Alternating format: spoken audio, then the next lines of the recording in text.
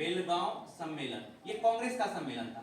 देखो गांधी जी अब इस समय इतना अकेला पड़ गए कि कोई इनके साथ नहीं है, इनको अध्यक्ष बनना पड़ा कांग्रेस का। इनको क्या करना पड़ा? कांग्रेस का अध्यक्ष बनना पड़ा। 1924 में पूरा कांग्रेस के सम्मेलन में, जब तक 1885 से लेकर के और जो 1947 तक जितना भी अधिवेशन हुए, उसमें गांधी जी मात्र एक अधिवेशन में अध्यक्षता किए, वो बेलगांव अधिवेशन। अब 23 में स्वराज पार्टी बना ली, चित्तरंजन दास मोतीलाल नेहरू अलग हो गए, गांधी जी पड़ गए अकेला। गांधी जी पड़ गए अकेला, तो उनको कांग्रेस का सम्मेलन की अध्यक्षता करना पड़ा 1924 में।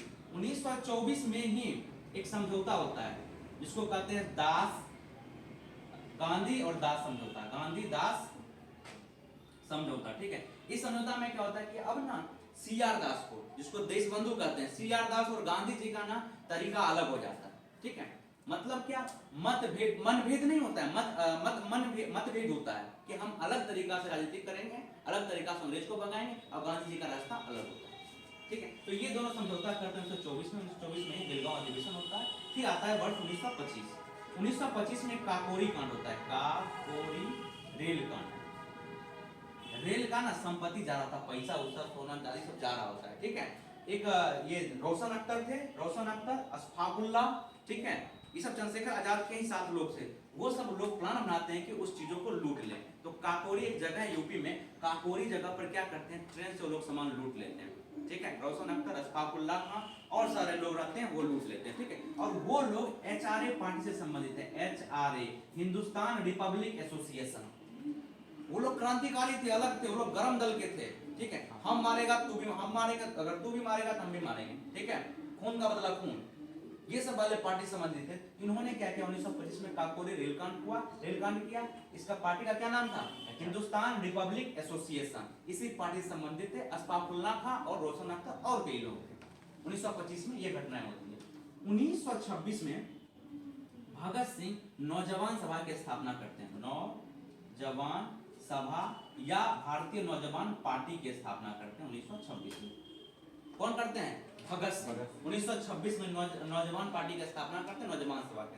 और इस पार्टी के साथ थोड़ा सा चेंज करते हैं।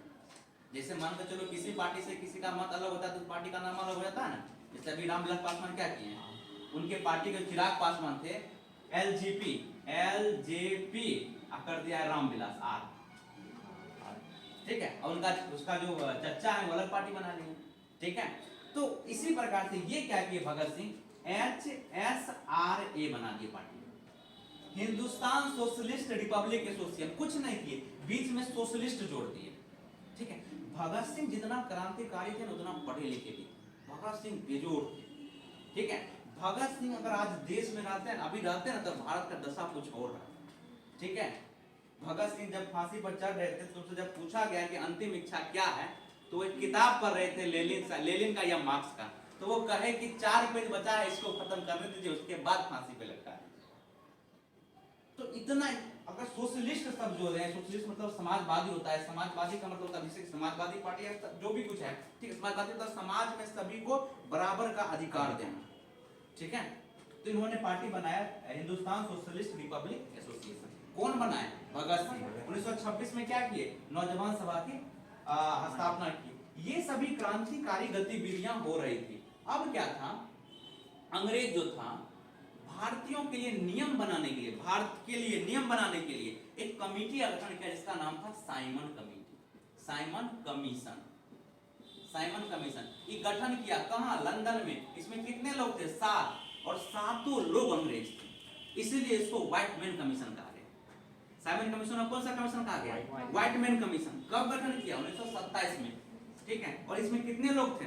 7 लोग थे। ठीक है, 7 के 7 अंग्रेज थे, इसीलिए साइमन कमीशन को व्हाइट मैन कमीशन कहा गया। और ये आया कब भारत में? 1928 में। ठीक है, आया कब? 1928। कहेगा साइमन कमीशन का गठन कब हुआ? 27 में। साइमन कमीशन आया कब भारत?